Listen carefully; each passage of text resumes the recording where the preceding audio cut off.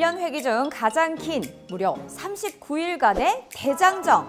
1분 1초 알찬 시간으로 가득했던 마지막 정례회 이야기 지금부터 들려드립니다.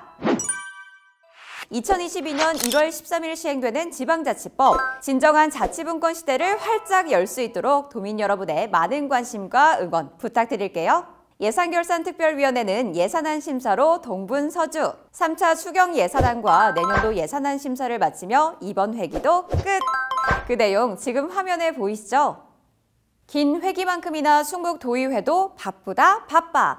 온정의 손길이 더 절실한 겨울, 박문희 의장과 도의회는 곳곳에 따뜻한 나눔을 전했습니다. 먼저 박문희 의장은요, 겨울나기 필수품인 연탄, 겨울밥상을 책임질 김장 나눔 행사에 동참해 이웃사랑의 마음에 든든한 힘을 보탰고요. 눈코 뜰 새 없이 바쁜 코로나 방역업체를 방문해 근로자들을 격려했답니다. 그 밖에 수많은 직속기관을 현장 방문했는데요. 어떤 곳을 다녀왔는지 바로 확인하시죠.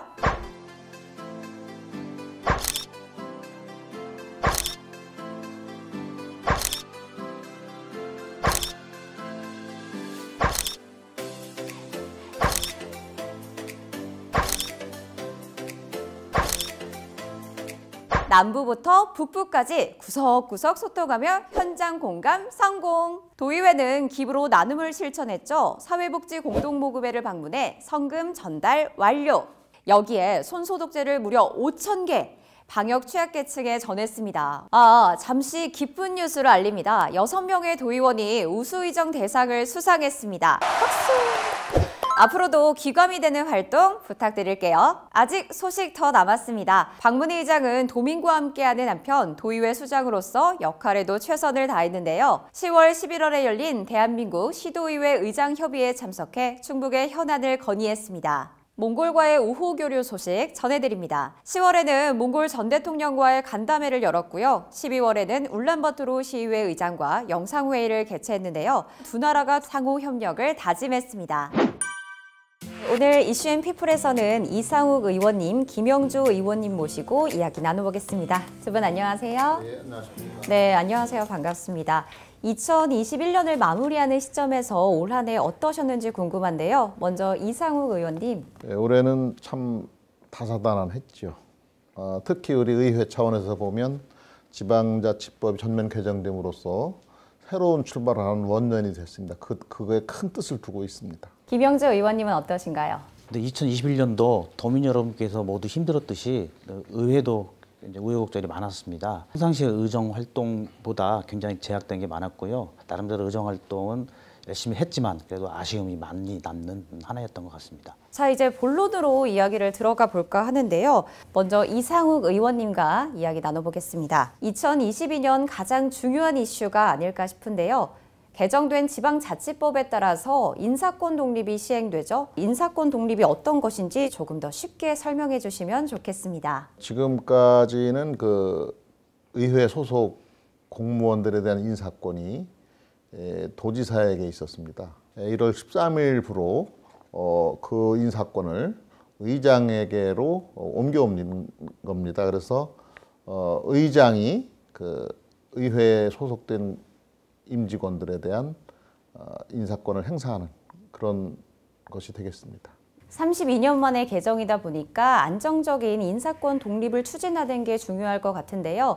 그렇다면 충북도의회는 어떤 준비를 하고 있을까요? 충청북도와 우리 충청북도의회가 인사 교류를 하는 것을 협약을 맺었습니다. 그래서 저희들이 아직 갖추지 못한 인프라를 좀 보완할 수 있는 그 길을 만들었고요. 각종 행정 사무에 대한 집행을 하거나 이행을 하는 데 있어서는 조례라든가 규칙이 그게 미처 준비되지 않았기 때문에 이번 회기 때 21개 지방자치법규를 개정을 해서 충분히 지방자치를 우리 스스로 해나갈 수 있는 토대를 마련하였습니다. 인사권 독립의 성공적인 안착을 위해서 많이 노력해 주시기를 바라고요. 충북도의회의 달라진 모습도 기대하겠습니다. 말씀 고맙습니다. 이번에는 김영주 의원님 모시고 이야기 나눠보겠는데요. 미디어가 세상을 연결하고 또 변화시키는 시대가 됐어요. 그런데 올바르게 활용하는 방법을 잘 알지 못하는 경우가 많은 것 같습니다. 그래서 관련 조례가 제정됐죠. 어떻게 만들어졌나요, 의원님? 디지털 기술이 빠르게 진화하고 있습니다. 그럼으로 인해서 수많은 정보의 홍수의 시대에 살고 있고요. 언제나 어디서나 누구나 할 수 있고 또 생산과 유통까지 할 수 있습니다.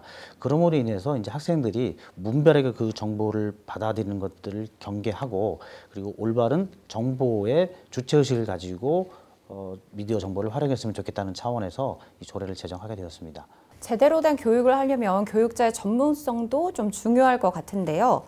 혹시 이런 내용도 조례에 있을까요? 네, 조례에 있습니다. 이제 선생님들이 이제 교육을 해야 되는데 연수를 통해서 그런 능력을 이제 교원들이 키워야지만 또 학생들이 올바르게 그 교육을 이해하고 수용할 수가 있겠죠. 교원에 대한 연수와 교육을 내실 있게 실시할 수 있도록 그렇게 담아놨습니다. 김영주 의원님 말씀 고맙습니다. 코로나 시국 3년째 접어들고 있습니다. 우리 도민들은 많은 어려움 속에서 이번 겨울을 보내고 계시고 두 분 의원님께서도 역시 많은 노력을 해주고 계신데요. 도민 여러분들께 한 말씀 부탁드려도 될까요? 먼저 이상욱 의원님. 자치분권이 새로운 시대를 여는 원년이 이제 되겠습니다. 도민의 목소리에 우리가 귀 기울이고 오로지 충청북도의 발전을 위해서 모든 대안을 총동원하도록 하겠습니다. 우리 충청북도의 의회가 한 단계 더 발전할 수 있도록 도민들이 많은 성원과 지도 편달을 기대하겠습니다. 예, 감사합니다. 이상욱 의원님께서 말씀하셨듯이 2022년에 정말 획기적인 대변환의 시기를 맞고 있는 것 같습니다. 2022년도가 호랑이의 해라고 합니다. 그 호랑이의 기운으로 이 코로나 등의 좀 부정적인 것들은 다 좀 가져가고 우리 도민의 일상도 마스크 벗고 새 희망을 가지고 새롭게 시작하는 그런 한 해가 되었으면 좋겠습니다. 지금까지 이상욱 의원님, 김영주 의원님 모시고 이야기 나눠봤습니다. 두 분 귀한 시간 내주셔서 고맙습니다. 감사합니다. 이번엔 각 상임위원회의 활동 소식 귀 쫑긋하고 들어주세요. 고령화 시대 돌봄의 중요성이 커지고 있죠. 정책복지위원회는 좋은 돌봄을 어떻게 지속해야 할지 토론회를 열어 지역의 역할을 고민했습니다. 장애인 권리 증진에 관한 조례 제정을 앞두고 여러 의견도 모았는데요. 장애인, 비장애인 모두 평등한 사회 함께 만들 것을 다짐했습니다. 이번에는 산업경제위원회 차례 전국이 떠들썩했던 요소수의 안정적인 수급 방안을 논의하고 생산자, 소비자 모두 윈윈할 수 있도록 농산물 유통 활성화에 관한 다양한 의견도 나눴습니다. 건설환경소방위원회는 행정사무감사 대비 사업 현장으로 출동! 오송 천복단지 시설과 청주시 지방도 공사 현장을 꼼꼼하게 살폈습니다. 교육기관 4곳을 방문한 교육위원회는 옥천구와 청성초의 운영 현황과 교육 여건을 점검하고요. 중축 사업의 검토를 위해 학생 수련원, 특수교육원까지 현장 점검 클리어.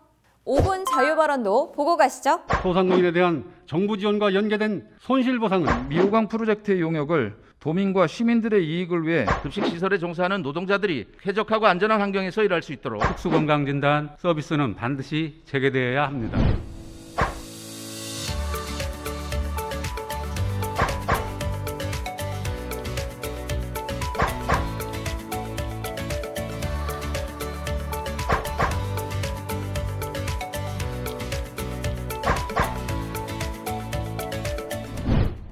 지방자치분권의 새로운 출발점이 될 2022년에는 달라질 충북 도의회 모습 많은 관심과 기대 부탁드리고요.